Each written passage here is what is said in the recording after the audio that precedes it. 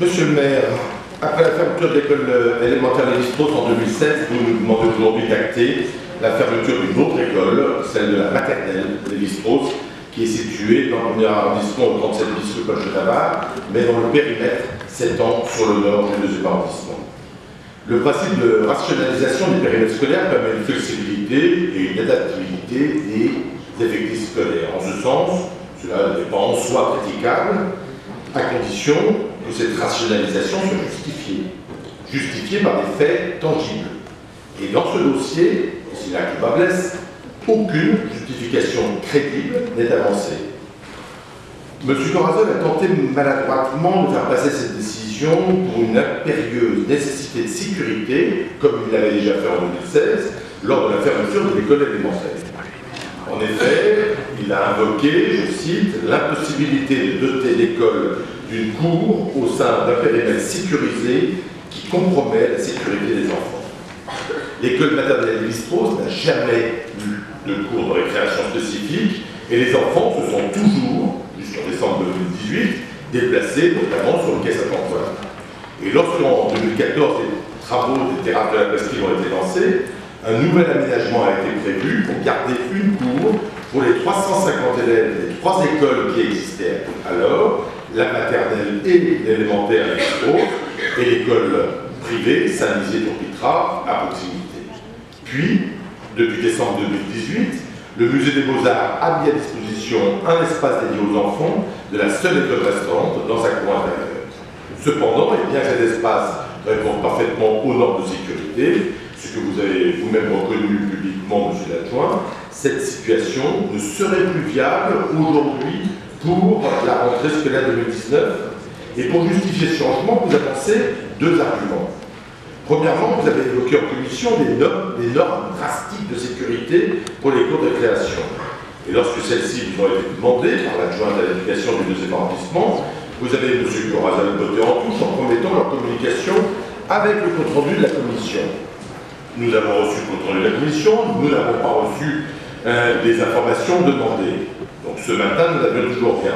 Ou plus exactement, nous avons reçu un mail de notre part, 56 minutes avant le début de ce conseil, mais les 2 textes auxquels vous faites référence, une instruction interministérielle d'une part et une circulaire de l'éducation nationale d'autre part, portent sur les plans particuliers de mise en sécurité, mais absolument pas sur les normes drastiques de sécurité que vous aviez évoquées lors de la commission. Nous nous considérons donc toujours en attente de ces informations. Ensuite, les déplacements quotidiens entre l'école et la cour de création mettraient en danger les élèves. Cependant, lorsqu'on vous fait remarquer que la distance entre l'école Lévi-Strauss et la cour du musée des Beaux-Arts est de 240 mètres, et qu'à titre de comparaison, les enfants de l'école Michel Servet se déplacent quotidiennement vers l'école Robert Doisneau pour se rendre à la cantine, qui est à 950 mètres, vous répondez « Ah, ça c'est différent ». Je ne savais pas que les rues traversées par les enfants étaient plus sécurisées lorsqu'ils se rendaient à la cantine que lorsqu'ils allaient en récréation. Deuxième contre-vérité. Monsieur le maire, en réalité, vous tentez de faire passer pour une décision administrative une décision qui n'est que politique. Et peut-être même que certains intérêts immobiliers ne sont pas étrangers. Alors oui, l'évolution des effectifs dans le premier arrondissement a diminué de plus de 7% en maternelle.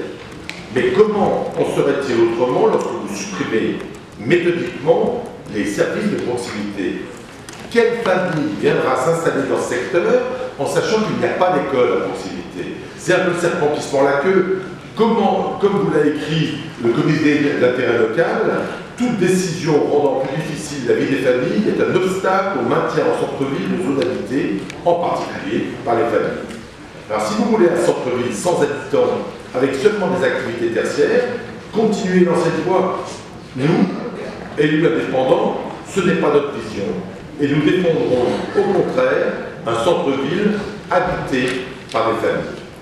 C'est bien pourquoi les élus du groupe que je préside comprennent la colère légitime des familles et des enseignants de l'école de Lévi-Strauss.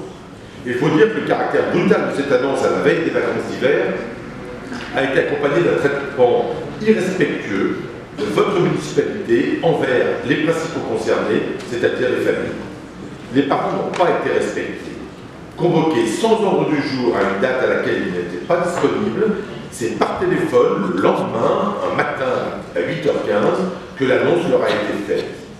Ils n'ont par la suite été reçus qu'au retour des vacances scolaires. La précipitation de cette décision interroge d'autant plus qu'elle a été prise sans aucune concertation.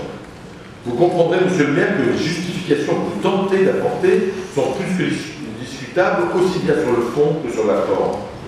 Les élus du groupe que je préside ne peuvent pas cautionner ces méthodes. Nous vous demandons donc solennellement aujourd'hui de surseoir à cette décision de fermeture pour prendre le temps d'une vraie concertation, le temps d'une vraie étude de la situation.